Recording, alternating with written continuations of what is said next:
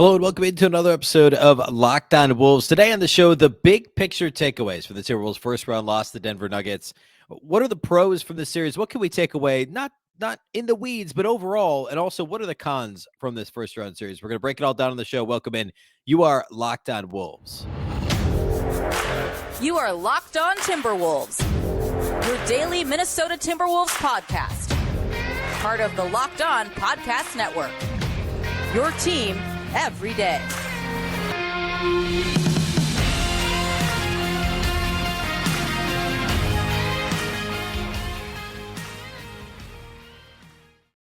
Hello and welcome to the Locked On Wolves podcast, part of the Locked On Podcast Network, your team every day. My name is Ben Beecken. I'm the host of Locked On Wolves. Happy Thursday, everybody, and a big thank you for making Locked On Wolves your first listen every day. Of course, this show is free and available everywhere.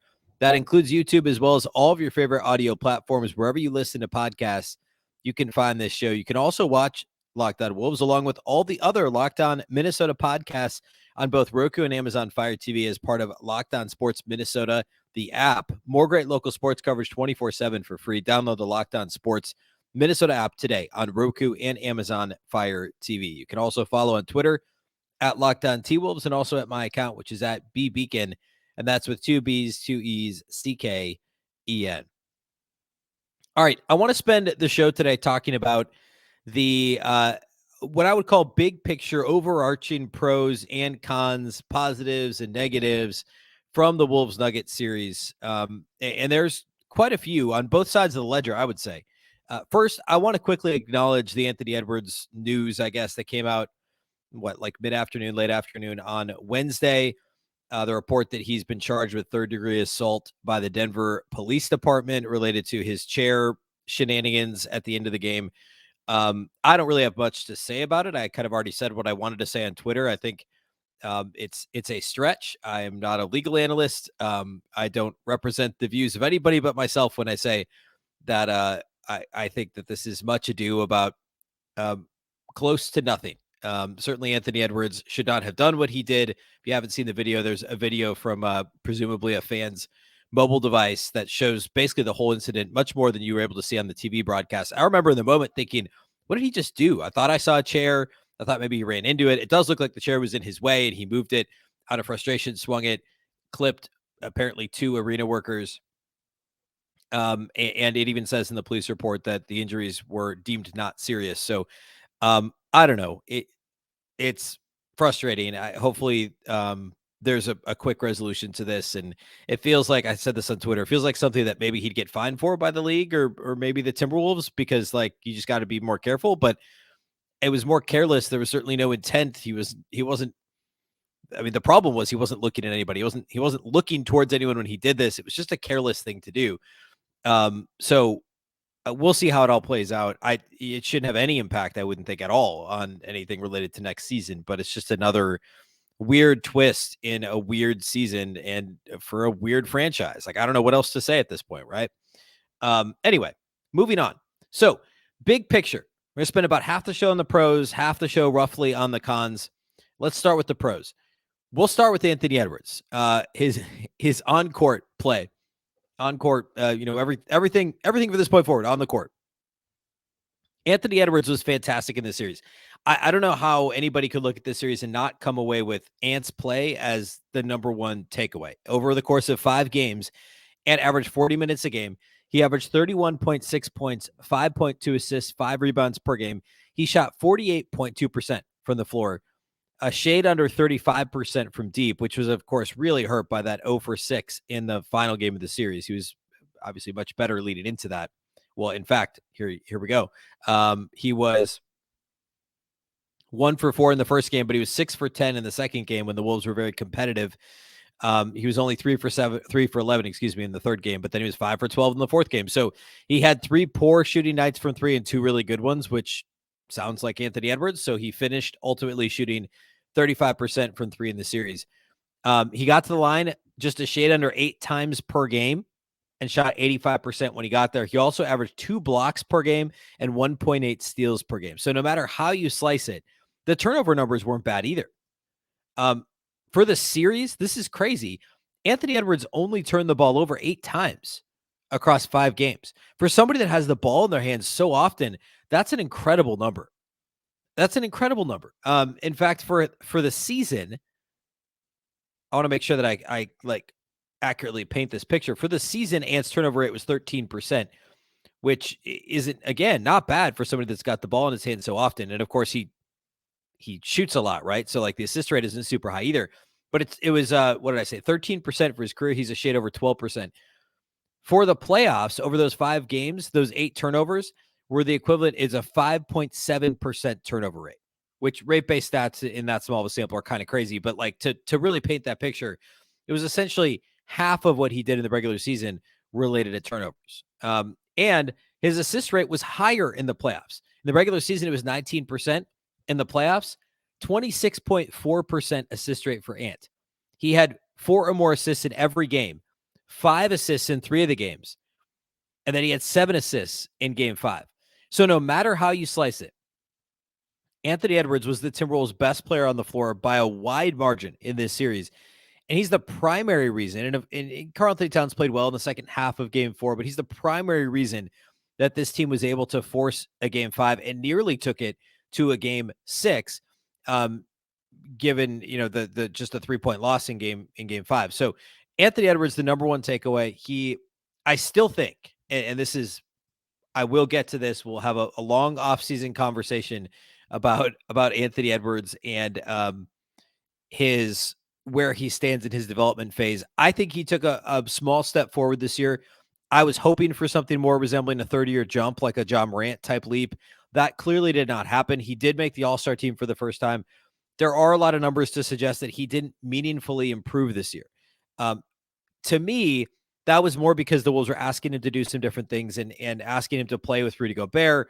The mid-range jumper went up, the frequency of that went up a little bit. I don't want to get too far down that path because I'm evaluating this series right now as a whole. And big picture, for your best player to step up in the biggest spot to play his best basketball the entire season in the playoffs, which is basically what we saw last year. It is what we saw last year from Ant. I mean, you could lump in the last part of the season last year when the Wolves were trying to make the playoffs and get into the play-in. And Ant's best basketball last year was in March and April and into the playoffs against Memphis. This year, hands down. There were some blips in there in early April, late March, the illness, the injury, and then he didn't play well right after. But these 5 games against the Denver Nuggets, he was phenomenal. He played his best basketball of the season, and that is exactly what you want to see out of your 21-year-old star who's an all-star for the first time, trying to make that push to become an all-NBA player as soon as next year, all-defense player, which is on the table as well. So all of that was positive for Anthony Edwards in this series, and that has to be the biggest takeaway. Karl-Anthony Towns, I'm not going to put him in either category. He did not play well overall in the series, but I was happy with how he improved as the series went on. Also, that his level of defensive engagement guarding Nikola Jokic, some of the chemistry that he and Rudy Gobert showed, which we saw early in the regular season in October and November, we saw a lot more of that in game 5. So that doesn't belong in the big picture pros, but I was encouraged by the progress throughout the course of the series that Karl-Anthony Towns showed. Another big picture pro from this series, I would say Mike Conley, minus game 5. I mean, Mike Conley in general was very good in this series. He was exactly what the Wolves needed him to be, which was a steady hand, a steady hand in general, and just enough scoring punch when you need it. Now, games 1 and games 5 were not good for Conley. Game 1, not a big deal. Nobody was good for the Wolves. So we can kind of toss that one aside because you're not going to find a Wolves player that played well. Game 5, he really struggled. He had 3 turnovers, which collectively in the first 4 games, he had 4 turnovers total. Game 5, he had 3. A couple of those were costly. He did also have 9 assists, but he only scored 7.77 shots. So game 5 was not great for Conley, but he stepped up big in the Wolves win in game 4. He had 19 points, 8 assists, knocked down 3 threes. He did hit that 3 late to make things interesting in game 5 as well. But this, the Mike Conley fit, and again, this is an off-season conversation. We'll unpack this fully in the coming weeks, but his fit with the Wolves is so much superior to what D'Angelo Russell's was in terms of not needing to be a shoot-first guy, but being, I would say, a borderline elite catch-and-shoot three-point shooter, because Conley is that. The numbers bear that out.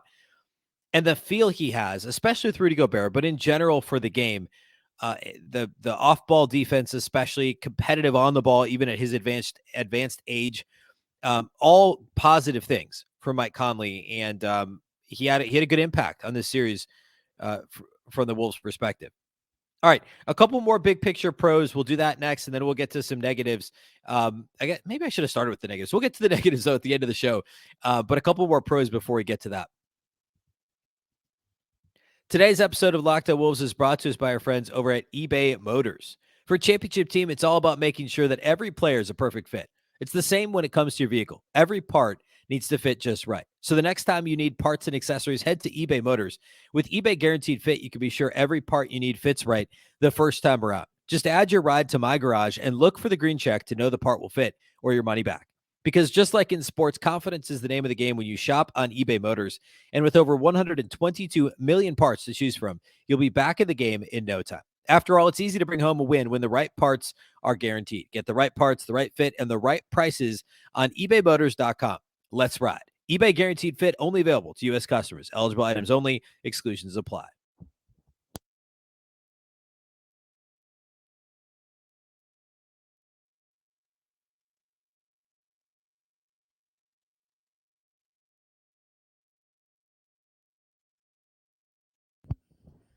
A big thank you once again for making Locked On Wolves your first listen every day. Of course, every dayers, we also have a show Friday. If you're new to the show, Monday through Friday, we'll do this throughout the offseason up until and through free agency and summer league.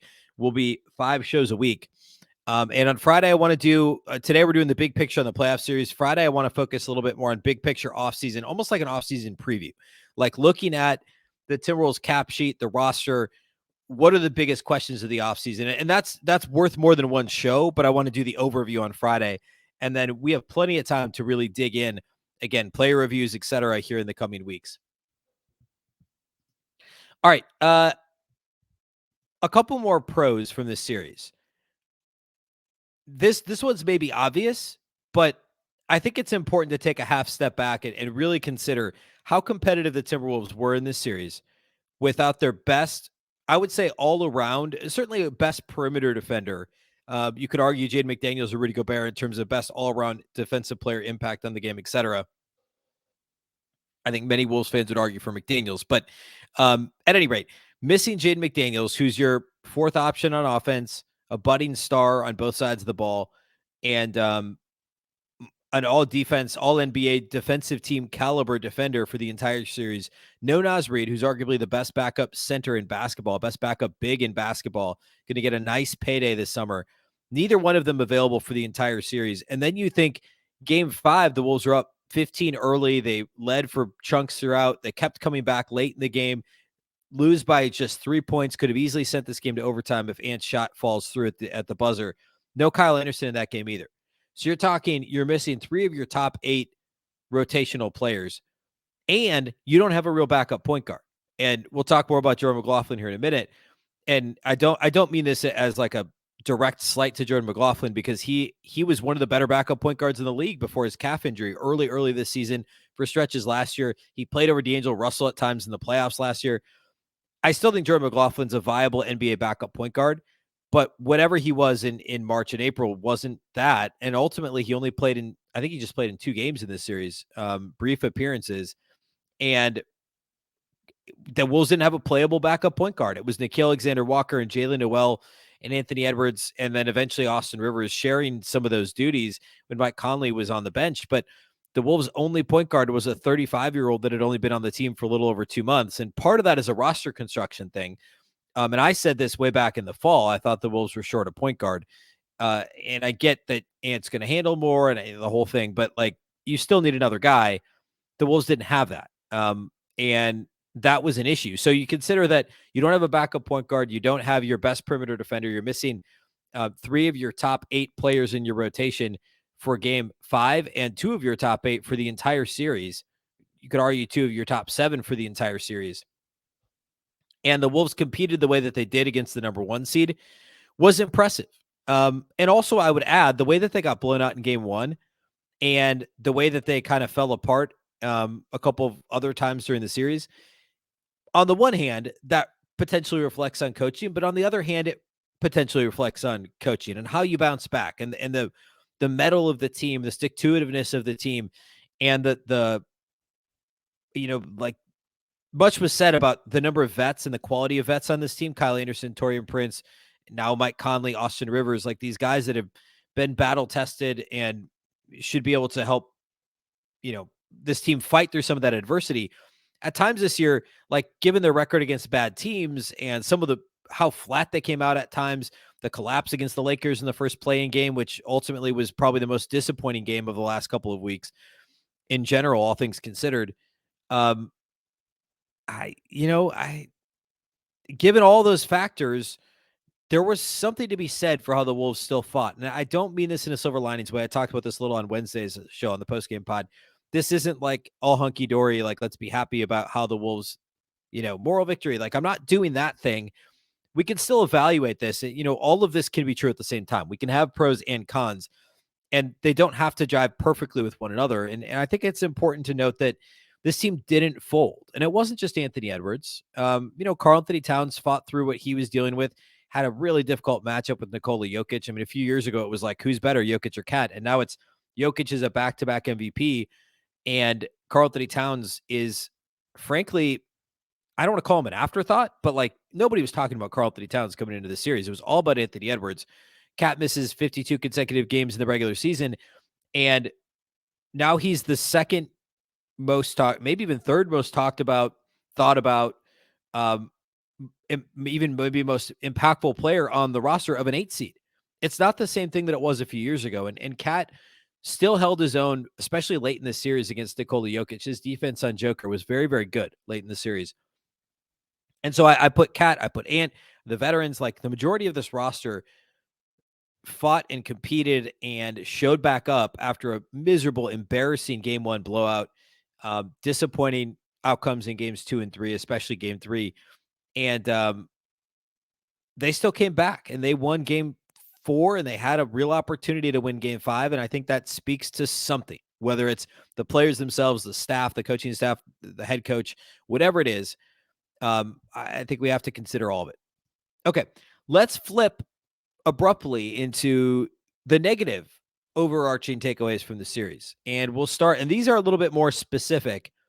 They're probably not going to be a major surprise. The one thing I will say that was an issue throughout the season that I did not call out as a major issue in this series was turnovers. And that was mostly because the turnover numbers were pretty much even in each individual game in the series. That was something that we'll struggle mightily with during the season. It improved as the season wore on. It improved after Mike Conley joined the team, and it wasn't terrible in the playoffs. So that's one of the things that won't sound, too familiar. However, transition defense was a huge issue for the Wolves in this series.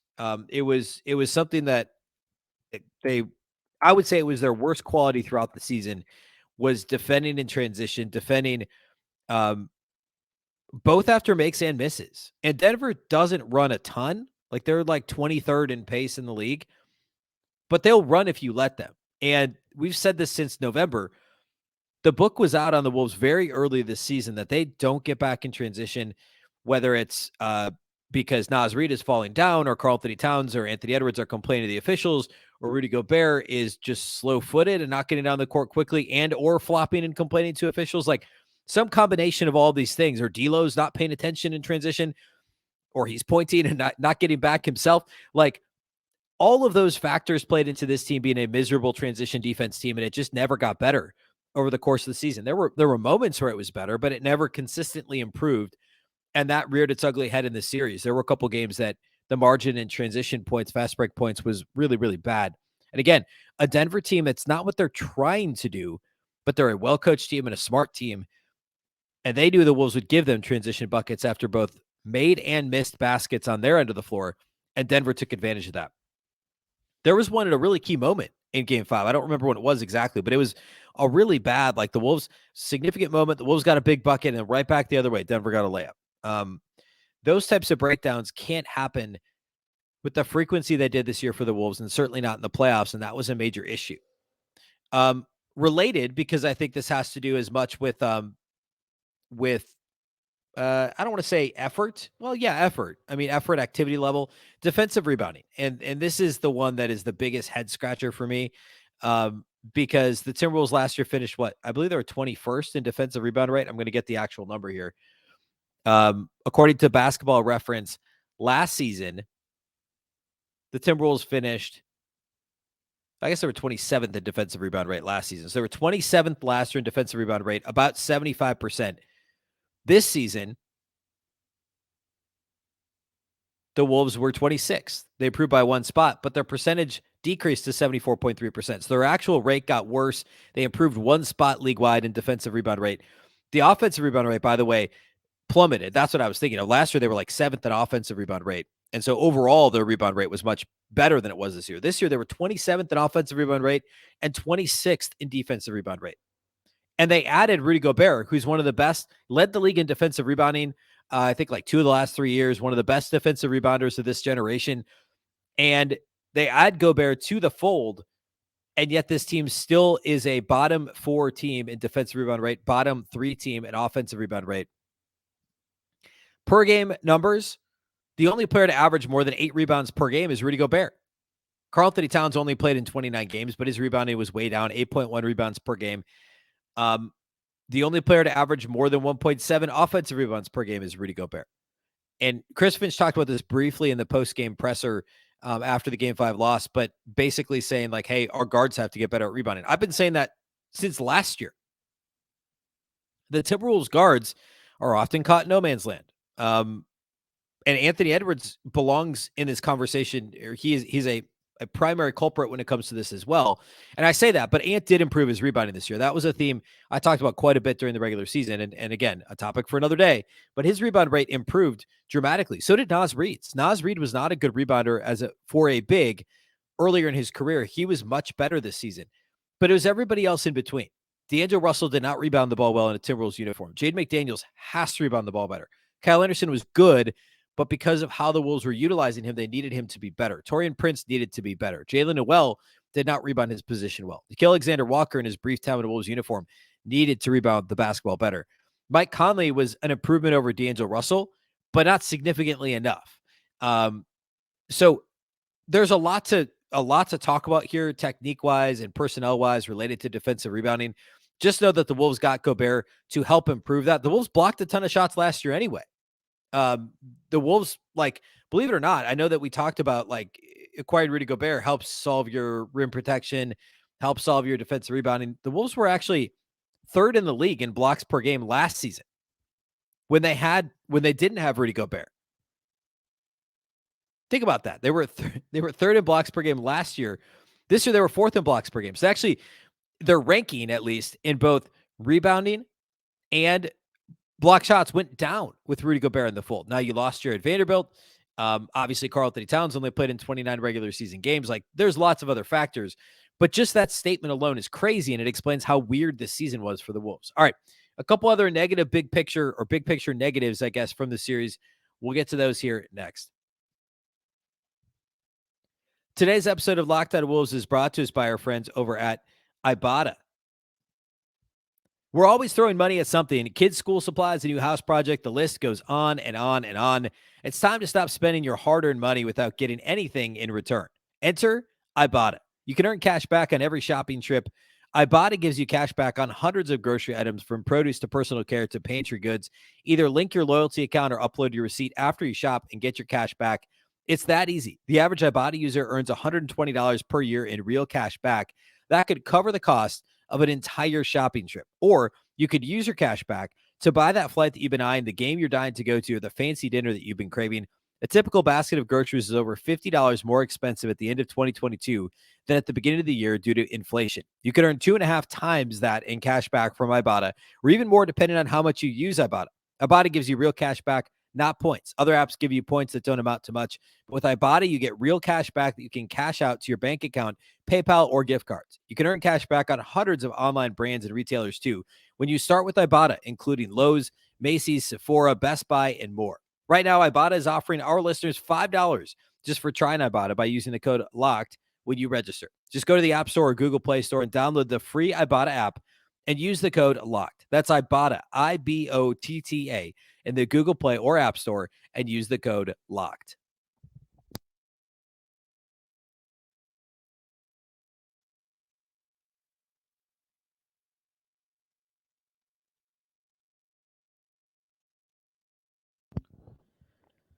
All right, a couple more overarching negatives from the series.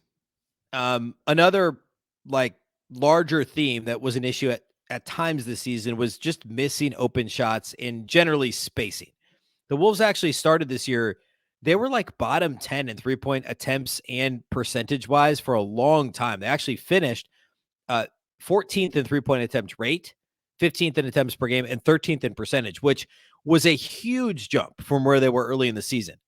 It was almost essentially like the jump that Taurean Prince made last year during the season. Remember, he was like 25% or something at Christmas time in 2021, and then shot like 45% from three the rest of the way and ended up with a good season. The Wolves as a team basically did that this year. And, late in the year, I mean, Mike Conley shot 42% in Wolves uniform, which is nuts. Kyle Anderson, 41%, by far a career high for him. Low volume, but still. Conley, by the way, was almost 6 threes per game, 42%. Jaden McDaniels improving to almost 40% from three was incredible. So this team as a whole, the spacing was okay at times. It just wasn't consistent. And again, early in the season, it was poor. You reintroduced Karl-Anthony Towns. He still shot only 36.6% from three. We know he's better than that. So you assume that this number is going to improve next year kind of organically, assuming Towns is on the floor. You get a full season of Mike Conley, who just simply is a better spot up catch and shoot guy than D'Angelo Russell. Again, the numbers are very clear there. So a full season of Conley, a full season of Towns, presumably. And then whatever else tweaks this team makes, that should help. But like in the playoffs, the Nuggets were actively just not guarding Nickeil Alexander-Walker. They were just not guarding Kyle Anderson. And it's hard because, I mean, this is happening when Gobert's on the floor, right? So they can essentially dedicate an extra person to guarding against action in the middle of the floor, whether it's Conley Gobert pick and roll or Conley Towns or Ant Towns or Ant anything in the middle of the floor. You essentially just overload and don't worry about that last guy. And you also know Rudy's not going to space you out either. So you can't really, in today's NBA, have two complete non-threats from three on the floor. Kyle Anderson and Nickeil Alexander-Walker are kind of on that borderline. Like, they can hurt you. Kyle Anderson shot 41% from three, but teams are happy to leave him open because he only shoots 1.5 attempts per game. He is what I would call him, a reluctant 3-point shooter.